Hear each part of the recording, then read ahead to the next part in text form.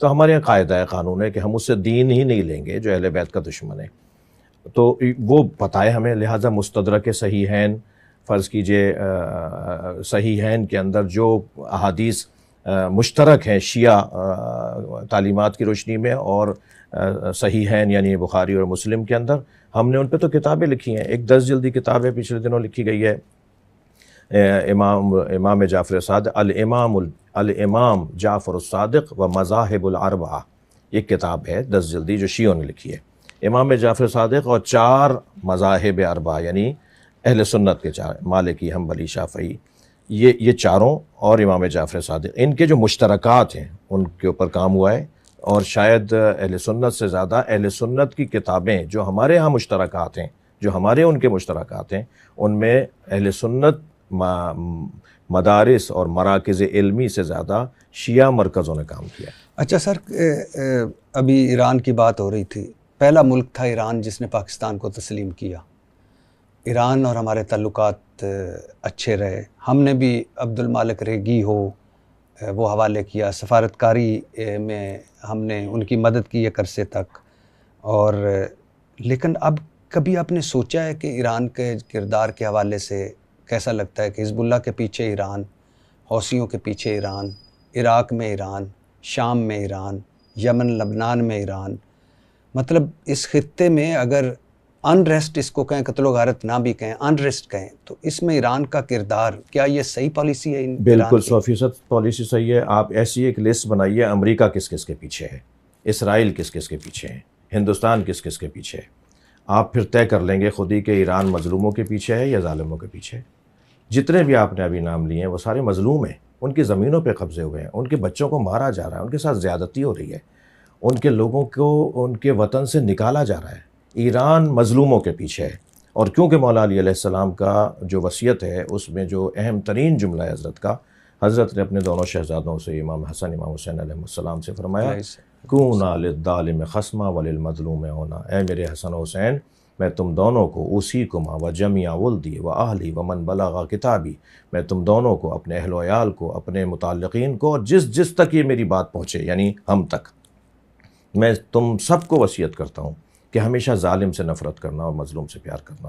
ایران کا بے حیثیت ایک مملکت اہل بیت، یعنی جن کے ہاں فقہ، جن کا آئین جو ہے وہ فقہ اہل بیت کے مطابق ہے، فقہ جعفریہ کے مطابق ہے، انہیں یہ اعزاز حاصل ہے اور اس پہ ہمیں فخر کرنا چاہیے. اگر کوئی مجھ سے کہتا ہے آپ ایرانی وہ ہیں، بھائی الحمدللہ میں اسرائیلی ایجنٹ نہیں ہوں، الحمدللہ میں امریکی ایجنٹ نہیں ہوں. اگر یہ ثابت بھی ہو جائے، جس کا میں انکار کرتا ہوں، میں تو فارسی بھی اردو لہجے میں بولتا ہوں تاکہ یہ ثابت ہو کہ میں پاکستانی ہوں. لیکن اگر کوئی یہ کہتا ہے کہ ماشاءاللہ پاکستانی ہیں، پاکستانی فخر، جی فخر ہے پاکستانی، پیارے ہیں سر، بہت شکریہ. تو لیکن اگر کوئی کہتا ہے جی آپ ایرانی ایجنٹ ہیں، تو بھائی تم بتاؤ تم اسرائیلی ہو یا تم تو امریکی اور اسرائیلی ایجنٹ ہونے سے تو بہتر ہے کہ ایرانی ایجنٹ بن جاؤ. سر یعنی میری مراد یہ تھی کہ ایران کے جتنے بھی آپ نے فرمایا کہ ان ممالک کے اندر ہمیں تو ان کا شکریہ ادا کرنا چاہیے کہ ہمارے دور میں ہم نے اپنی آنکھوں سے اس دور میں ایسا ملک بھی دیکھا جو آپ نے تو صرف وہ ممالک نام لے دیے نا کہ جو اس طرف کے، آپ کشمیر کی حمایت سب سے زیادہ ایرانی کرتے ہیں. حتیٰ انہوں نے کئی مرتبہ ہندوستان سے معاہدے رد کر دیے کیونکہ کشمیر کے حقوق ضائع ہو رہا تھا. جہاں افغانستان، تعجب ہوتا ہے، افسوس ہوتا ہے، موجودہ افغانستان بھی جو ابھی پچھلے دنوں جو وہاں تبدیلیاں آئیں اور اس سے پہلے جو افغانستان میں جو کچھ ہوا، اس میں سب سے زیادہ نہ کہوں لیکن ایک بڑی امداد ایرانیوں کی رہی ہے، ایک بحیثیت مظلوم، مجبور، غریب ملک ہونے کے ناطے. میں اشارہ عرض کروں گا کہ یہ جو حکومت ہے، اس سے پچھلی والی جو حکومت تھی، اس میں باقاعدہ 8 ممالک نے جو طے کیا تھا کہ افغانستان کو بنانا ہے، سنوارنا ہے، سجانا ہے. آپ یہ والی باتیں تو مجھ سے زیادہ جانتے ہیں، میرے اشاروں سے زیادہ اصل تک پہنچ جائیں گے.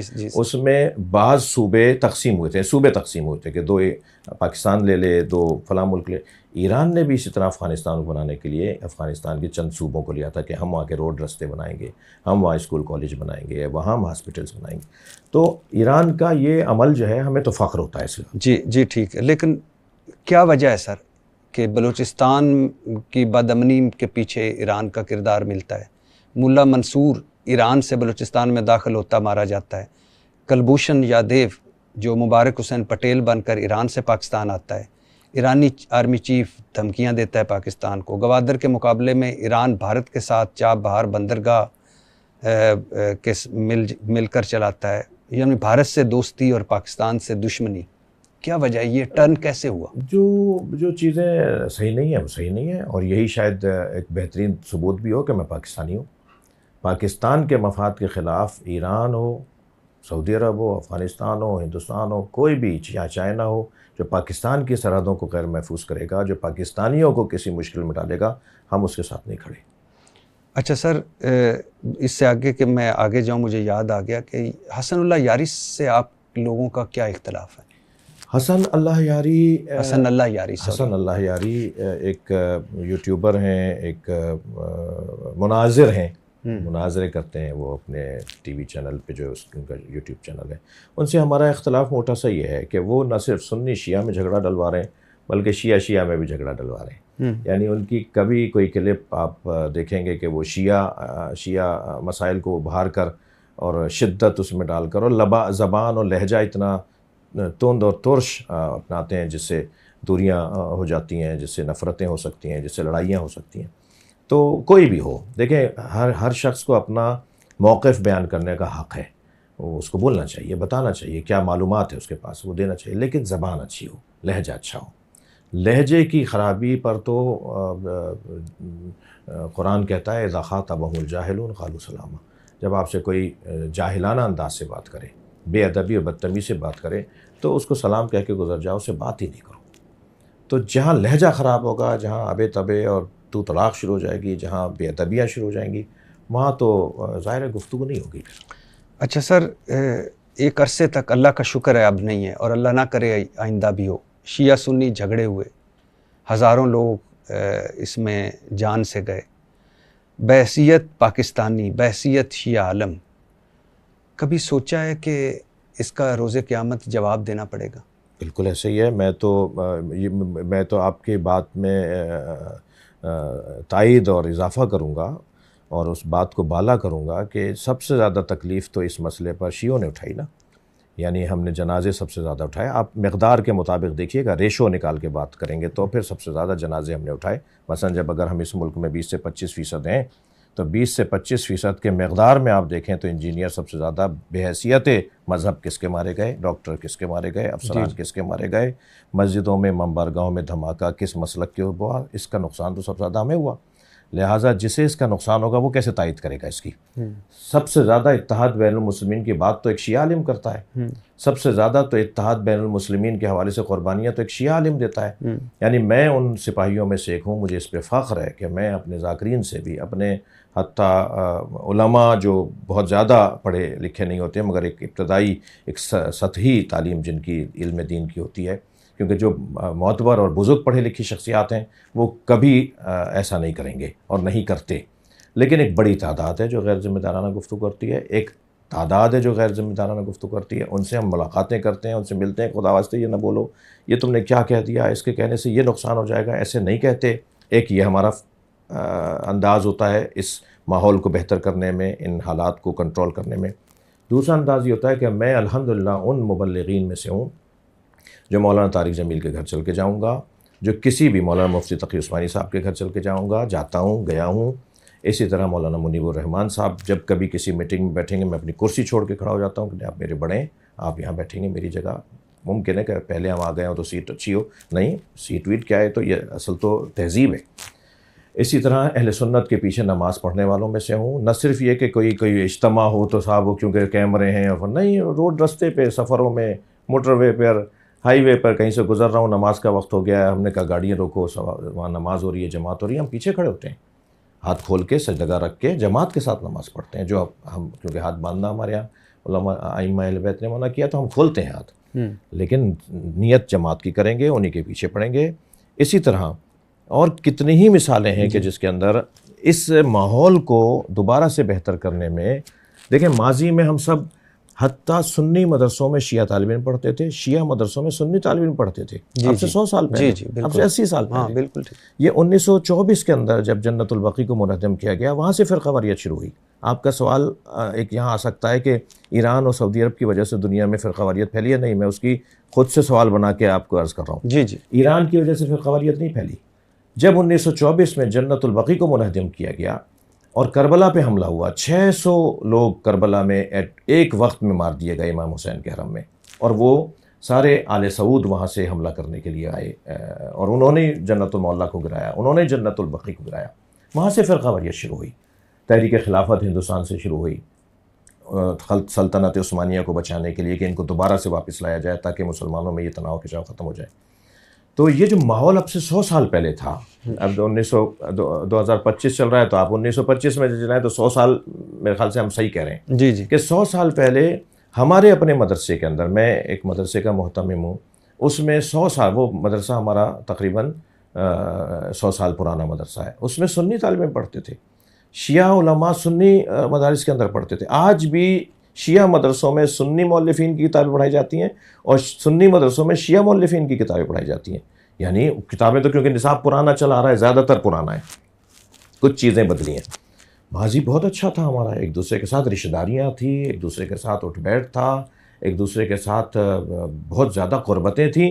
حتیٰ مثلا میں آپ کو ایک موٹی مثال دوں، جوش ملی آبادی اور مولانا مودودی، ایک پکا کٹر شیعہ، ایک پکا کٹر سنی، دونوں میں اتنی گہری دوستی تھی کہ دونوں جب مزاح کرتے تھے نا تو وہ شیعہ سنی والا مزاح کرتے تھے، اور وہ لطیف گفتگو، وہ پیار بھری گفتگو، اور اس کے اندر اشاروں کنایوں میں سب کچھ انہوں نے بھی کہہ دیا، اشاروں کنایوں میں سب کچھ انہوں نے بھی کہہ دیا.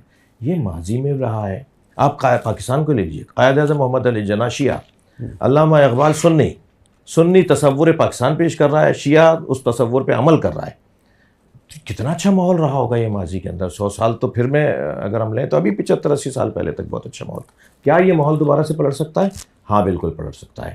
میں مولوی، وہ مولانا صاحب، وہ مفتی صاحب، ہم تھوڑا سا اس بات کو مان لیں کہ شیعہ ایک حقیقت ہے اور میں مان لوں کہ سنی ایک حقیقت ہے، اور حقائق کو تسلیم کر کے ایک دوسرے کے ساتھ جینے میں جو مزہ ہے وہ انکار کرنے میں جینے میں مزہ نہیں ہے. جی بالکل ٹھیک کہا آپ نے. اچھا سر، کیا یہ سچ ہے کہ شیعہ عقائد کے مطابق اب مسلمانوں کی رہنمائی کے لیے کوئی کتاب موجود نہیں اور 12ویں امام کا انتظار ہو رہا ہے جو قرآن کے ساتھ غار میں ہے، اور حدیث کی کتب اس قابل نہیں کہ اس پر اعتبار کیا جائے؟ نہیں، یہ ایک نظریہ پرانا افراد کا اور تفرد کا نظریہ ہے. یعنی چند افراد 2 یا 3% شیعہ علماء اور شخصیات میں اس طرح کی گفتگو کر گئے، اور اس طرح کی گفتگو جو بنیاد اور اساس اور مسلمات اور ضروریات دین کے خلاف ہیں وہ ہر جگہ پائی جاتی ہیں. یعنی اگر ہم کبھی مناظرے پر بیٹھیں گے، بات کریں گے، مناظرے کے عنوان سے بیٹھیں گے تو 4 کتابیں میں بھی نکال کر لے آؤں گا کہ بھائی آپ کے یہاں بھی یہ لکھا ہوا ہے. لیکن ہم ہرگز اس عقیدے کو نہیں مانتے کہ کوئی کتاب نہیں. قرآن ہماری امام کتاب ہے، ہادی کتاب ہے، رہنما کتاب ہے، اور قرآن میں ایک من اور واو زیادہ اور کم نہیں ہے. وہی تاج کمپنی کا اور چاند کمپنی کا قرآن جو اہل سنت کے گھروں میں رکھا ہوا ہے وہی میرے گھر میں رکھا ہوگا. آپ آئیں، آپ دیکھ بھی سکتے ہیں. وہی شیعہ مسجدوں میں رکھا ہے، وہی سنی مسجدوں میں رکھا ہے. قرآن ہمارا ایک من اور واو بھی کم اور زیادہ نہیں ہے، وہی قرآن ہے 30 پاروں کا قرآن. یہ بالکل غلط ہے کہ کوئی اب ہدایت کے لیے نہیں ہے. نہیں، ہمارے ہاں امام حسن عسکری علیہ السلام سے، کیونکہ دیکھیں نبی نے فرمایا میرے 12 جانشین ہوں گے، ہمارے علاوہ تو سب بند گلی میں کھڑے ہیں، 12 پورے تو کر کے دکھاؤ. ہم 12ویں پہ کم سے کم رکے ہوئے تو ہیں نا کہ 12واں غیبت میں. آپ کچھ دیر کو اس کو آپ کچھ بھی کہتے رہیں.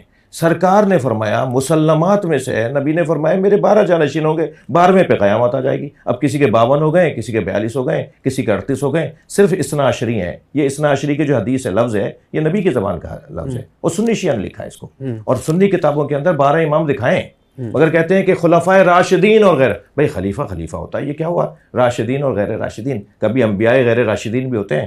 جب مقدس نام ہے، خلیفہ ہے، تو وہ راشد ہی ہوگا نا. غیر راشد کیا ہوتا ہے؟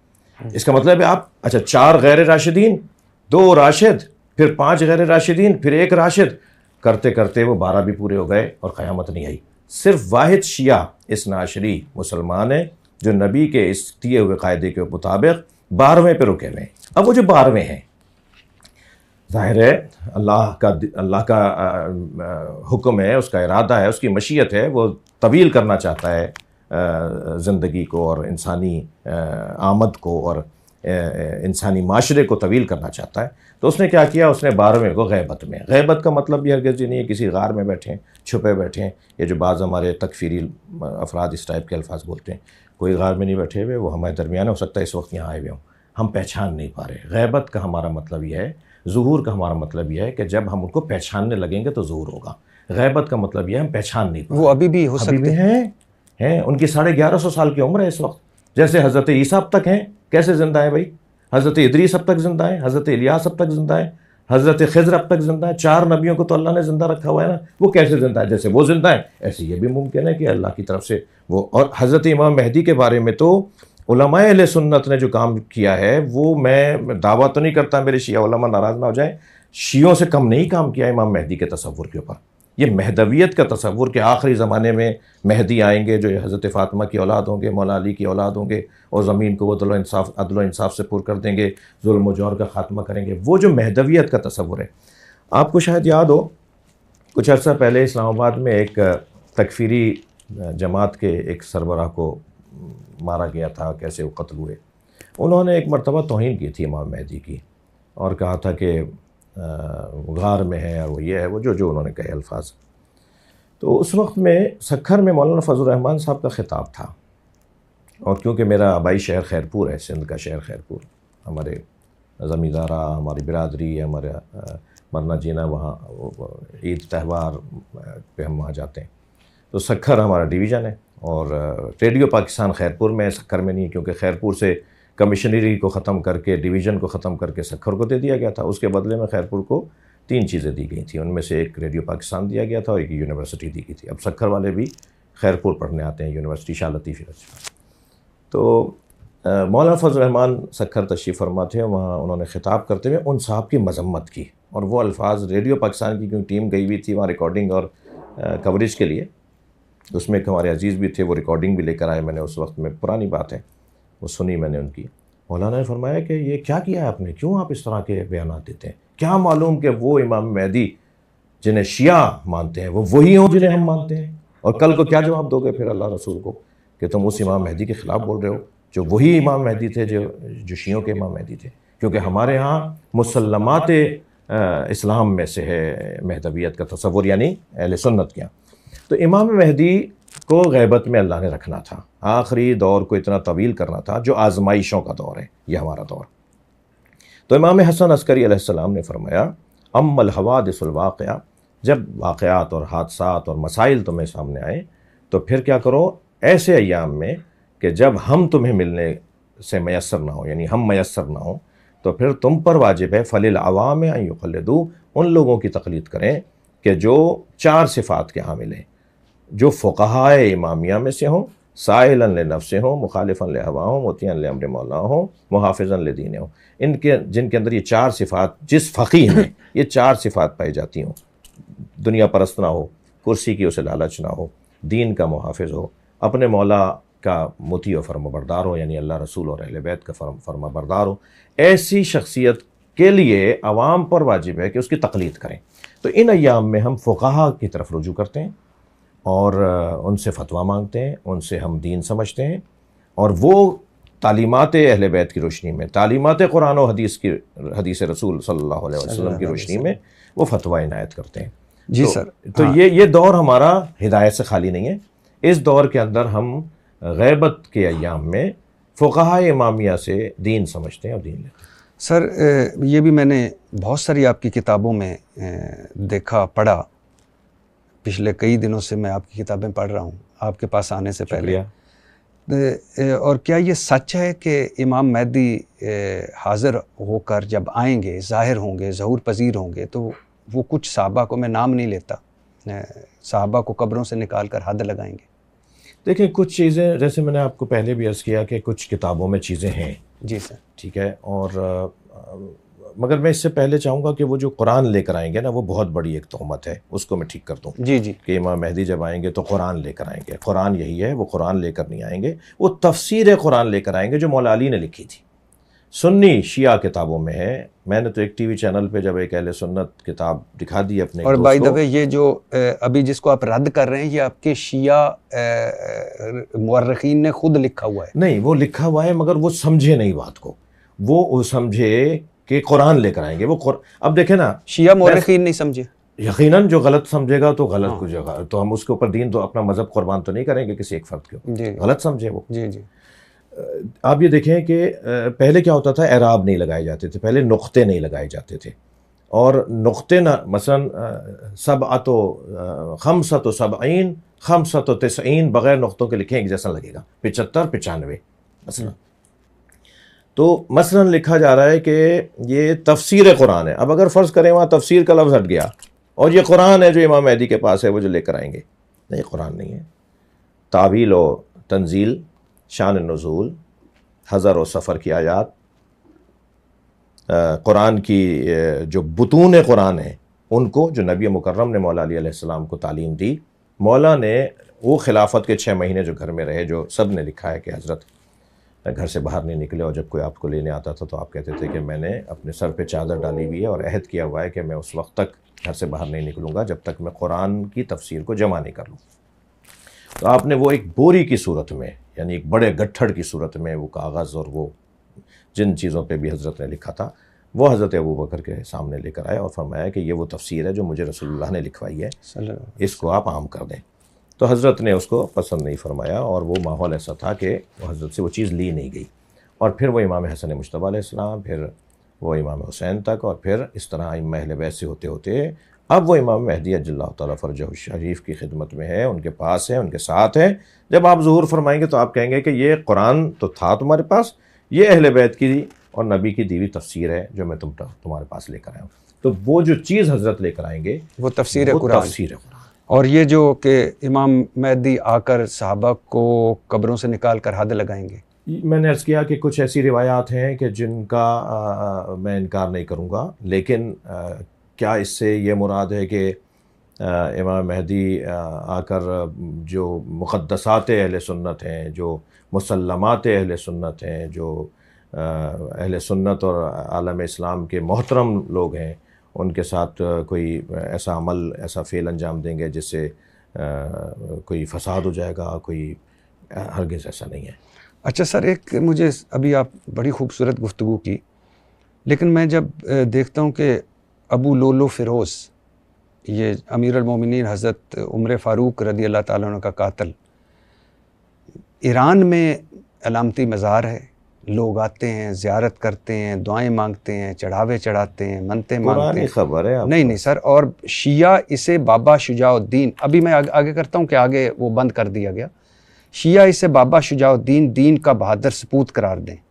2010 میں مسلمان علماء کی عالمی تنظیم نے اپیل کی کہ ابو لولو فیروز کا مزار مسمار کر دیا جائے, مگر ایرانی حکومت نے ماننے سے انکار کر دیا.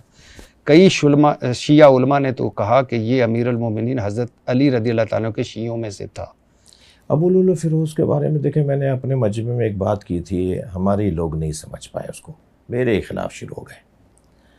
ابو لولو فیروز کا حضرت عمر کے ساتھ جو معاملہ تھا وہ کوئی اہل بیت کی محبت میں نہیں تھا. دیکھیں کچھ حقائق ہیں, اس کو آپ, یہ فورم نہیں ہے, میں بھی نہیں چاہ رہا یہاں ذکر کرنا, کہ احراق باب زہرا کا واقعہ پیش آیا, بی بی زہرا کے دروازے پہ گئے مولا علی کو لینے کے لیے, ایک لمبی داستان ہے. تو کچھ حقائق ہیں جن کا بے سر و پیر نہیں ہے. شیعہ کی بعض باتیں, شیعوں کی بعض باتیں ایسے ہی نہیں ہے ہوا کے اندر, کچھ باتیں ہوئی ہیں, کچھ ہیں, اور کتابوں میں اہل سنت کی ہی کتابوں میں لکھی ہوئی ہیں, اور اہل سنت علماء آج اس کا بھرپور اقرار کر رہے ہیں, بھرپور اقرار کر رہے ہیں. یعنی اس وقت جو کیفیات ہیں میں اس کی طرف نہیں جانا چاہتا کیونکہ میں چاہ نہیں رہا اس طرف جانا. جی. لیکن جو اہل بیت کے ساتھ نبی مکرم کی رحلت کے فوراً بعد جو خود اہل بیت میں بھی جو بی بی فاطمہ کے ساتھ ہوا, جو مولا علی کے ساتھ ہوا, ان کے بچوں کے ساتھ ہوا, 50 سال کیا دورانیہ ہوتا ہے. 50 سال کی بات تو مجھے کل کسی لگتی ہے, میں 52 سال کا ہو گیا ہوں, مثال تھوڑے دن بعد مجھے لگے گا کل کسی بات ہے. 50 سال تو ایسے گزر جاتے ہیں. 50 سال کے بعد پورا کنبہ کاٹ دیا گیا کربلا میں, نبی کا سارا گھرانہ مار دیا گیا کربلا میں. کچھ تو ہوگا نا پیچھے سے چلتا آ رہا تھا کہ جو بھی تھا. تو یہ والی بات کرنا کہ صاحب یہ یکسر حضرت عمر کے ساتھ ابو لولو فیروز کا جو معاملہ تھا وہ محبت اہل بیت میں نہیں تھا. یہ میں نے ایک تفصیل سے بات کی, ہمارے لوگ نہیں مانے اس بات کو, نہیں سمجھے اس بات کو. مغیرہ ابن شعبہ کا وہ غلام تھا, ابو لولو فیروز مجوسی، وہ ان کے پیسے نہیں دے رہا تھا، مغیر ابن شعبہ اس کے اجرت نہیں دے رہا تھا، وہ شکایت لے کے حضرت عمر کے پاس آ گئے. حضرت عمر سے انہوں نے کہا تو حضرت عمر نے اسے کہا کہ بھئی تمہارا کام کیا ہے، کرنا کیا جانتے ہو، تمہارے مہارت کیا ہے؟ اس نے کہا میں چکیاں بناتا ہوں، مختلف چیزوں کو پیسنے کی چکیاں بناتا ہوں، آج کل کہ گرینڈر بناتا ہوں. انہوں نے فرمایا میرے لیے کب بناؤ گے؟ تو انہوں نے کہا میں آپ سے کچھ کہہ رہا ہوں، آپ مجھے کچھ کہہ رہے ہیں. کہا بھائی تم پہلے بتاؤ میرے لیے کب بناؤ گے؟ تو اس نے یہ سمجھا کہ یہ اپنے دوست کا ساتھ دے رہے ہیں اور میری فریاد نہیں سن رہے. تو اس نے یہ کہہ کے گیا کہ میں آپ کی ایسی چکی بناؤں گا کہ ساری دنیا میں گھومے گی وہ، اور دوسرے دن آ کے اس نے چاقو آپ کے پیٹ میں مار دیا. پھر پورا قصہ ہے کہ وہ وہاں سے فرار کر گیا. ہماری کتابوں میں جہاں اس طرح کی باتیں جو آپ فرما رہے ہیں، ہماری کتابوں میں اس سے ہٹ کر بھی باتیں جیسے میں کہہ رہا ہوں، جی ٹھیک، تو ہم آن نہیں کرتے. جی ٹھیک. اور ہمارے نزدیک، میں ایک موٹا سا جملہ کہوں گا، ہمارے نزدیک مسلمانوں کا شیرازہ اہمیت رکھتا ہے، مسلمانوں کی جلالت اہمیت رکھتی ہے، مسلمانوں کی ابوہت اہمیت رکھتی ہے، جس کی بنیاد پر دسیوں باتیں ہمیں اپنے لوگوں کو سمجھانا پڑتی ہیں. کچھ مان لیتے ہیں، کچھ نہیں مانتے. جی اچھا سر، اس سے پہلے کہ میں آگے بڑھوں، ایک تاثر ہے کہ ایران یہاں شیعہ اکابرین اور تنظیموں کو فنڈ کرتا ہے. آپ کو کبھی فنڈنگ ملی ہے؟ آپ کے توسط سے شاید کوئی بھیج دے. نہیں، ہرگز ایسا نہیں ہے، کبھی کوئی فنڈنگ نہیں ملی، بلکہ آپ کی دعاؤں سے ہم نے ہی ایران میں پیسے بھیجے. اچھا. جب وہاں زلزلہ آیا، جب وہاں سیلاب آیا، تو جیسے اور ممالک میں جب کوئی وہ آتا ہے، کوئی آفت آتی ہے، تو فلاحی اداروں کو یہ کام کرنا ہوتا ہے، کرنا چاہیے بحیثیت انسان. تو جب رفسنجان میں ایک زلزلہ آیا تھا تو ہم نے بڑی رقم جا کر دی تھی خانہ فرنگ کے اندر، یعنی کونسلیٹ کے اندر، کہ بھی ہماری طرف سے بھیج دیجیے. اس کے علاوہ بھی کئی مرتبہ ہم نے آج تک ایران سے کوئی، ہاں دیکھیں ہمارے ہاں مرجعیت کا سمجھنے کی بات ہے، آپ کے توسط سے سمجھا رہا ہوں، میں آپ سے بعض باتیں کر رہا ہوں کہ کوئی اور بھی تو سن رہا ہے. جی. ہمارے ہاں ایک نظام ہے مرجعیت کا. ہمارے ہاں مفتی اعظم پاکستان میں نہیں بیٹھتا. ہمارا مفتی اعظم جیسے مفتی اعظم سعودی عرب میں بیٹھتا ہے، مصر میں بیٹھتا ہے، ایسے ہی ہمارا مفتی اعظم یا عراق میں بیٹھتے ہیں یا قم میں بیٹھتے ہیں، جو ایران کا ایک علمی دینی مرکز ہے. شہر پورا یونیورسٹی ہے، 150 سے زیادہ مدرسے ہیں ایک ہی شہر کے اندر. تو ہمارا جو علمی مرکز ہے وہ یا قم ہے یا نجف اشرف عراق. ایک فقی ہمارے وہاں بیٹھتے ہیں، ایک فقی ہمارے وہاں بیٹھتے ہیں. ہم یہاں زکوٰۃ اور خمس کی جو ہماری ادائیگی ہوتی ہے وہ ان کی اجازت کے بغیر نہیں کر سکتے. لہٰذا ہم ان کو آگاہ کرتے ہیں کہ بھائی ہمارے پاس یہ زکوٰۃ آئی ہے، وہاں نہیں جائے گی وہ زکوٰۃ. پھر وہ کہیں گے جی بانٹ دیجئے پاکستان میں. اچھا، ان کے پاس بھی درخواستیں گئی بھی ہوتی ہیں، بکھر سے، سکھر سے، لیا سے، خیرپور سے، نواب شاہ سے. تو وہ کہتے ہیں جی نواب شاہ میں ایک ہاسپٹل بن رہا ہے، اس کو دے دیجئے، مثال فلاں جگہ یہ ہو رہا ہے. تو وہ ہم اپنی زکوٰۃ اور اپنا خمس جو ہے پاکستان کا ہی پاکستان میں ہی خرچ کرتے ہیں. ٹھیک ہے. اب اگر اس کو یہ تصور کیا جائے کہ بھئی اجازت تو انہوں نے دی تھی تو انہوں نے پیسے دیے، نہیں بھئی ہمارے اپنے پیسے تھے. نہیں، یہ تو بالکل ڈیفرنٹ ہے. جو فنڈنگ مثال کے طور پہ اپنے ایجنڈے کے لیے، اپنی اکابرین کے لیے، اپنی تنظیموں کے لیے، پہلے تو میں اس کا تردید کروں گا، انکار کروں گا کہ ایسا نہیں ہے. اور اگر ایسا ہے بھی، یعنی میرے ساتھ تو کوئی تعلق ہی نہیں. جی. لیکن اگر کسی شیعہ شخصیت کے ساتھ تعلق ہے بھی تو ہمارے ادارے کیا کر رہے ہیں؟ کنٹرول کیوں نہیں کر رہے؟ پکڑ کیوں نہیں رہے؟ دیکھ کیوں نہیں رہے کہ کہاں سے کوئی پیسہ آ رہا ہے؟ جی بالکل ٹھیک. اچھا سر، اس سے پہلے کہ میں آگے جاؤں، یہی جو کتاب ہے ملا یعذر الفقی، ابی جعفر محمد بن علی بن الحسین قمی کی جلد اول میں اذان کے بارے میں، آپ کی جو اذان ہے اس میں ہے کہ یہ جو اذان میں آپ کا اضافہ ہے یہ اضافہ ہے، اور لعنت فرمائی ہے جنہوں نے یہ اضافہ کیا. یہ اس کا میں ایک پیج لے کے آیا ہوں. یہ جی میں متوجہ ہوں. ہاں جی. یہ وہ پیج ہے جس میں ہے کہ اصل اذان بھی اس میں لکھی ہوئی ہے، جس میں یہ علی ولی اللہ اور وہ بالفصل خلیفہ بالفصل نہیں ہے، خلافت بلا فصل کا اعلان نہیں ہے. جی. لعنت کا لفظ میں اس میں مفوضہ اور غالیوں نے ایسا کیا ہے. یہ دیکھیں، میں آپ سے عرض کروں کہ ہماری تمام، یہ ایک کتاب نہیں، میں تو آپ کو اور کتابیں بتا دیتا ہوں. یہ آپ کی جیسے مثال کے طور پہ میں مان رہا ہوں اس کو. نہیں، میں معذرت چاہتا ہوں. اصول کافی، فروغ کافی، تہذیب الاحکام، ملا یعذر الفقی، یہ آپ کی بڑی کتابوں میں سے ایک کتاب. اس کے علاوہ بھی یہ بڑی کتابیں، جی، اس کے علاوہ بھی جو ہماری اور ان کتابوں سے لکھا گیا ہے، فقہاء نے اس کو لکھا ہے. دیکھیں، من لا یہ اذان آپ من نے قال دیکھی ہے نا؟ جی جی اس میں من قال لا الہ الا مثال اللہ کے- محمد الرسول اللہ صلی اللہ علیہ وسلم، جیسے ہے نا، وہو جیسے میں معذرت چاہتا ہوں کہ یہ ہے اذان، اس میں جو ہے اللہ اکبر اللہ اکبر اللہ اکبر اللہ اکبر، اشہد اللہ الہ الا اللہ اشہد اللہ الہ الا اللہ اشہد ان محمد رسول اللہ اشہد ان محمد رسول اللہ، حی علی الصلاۃ حی علی الصلاۃ،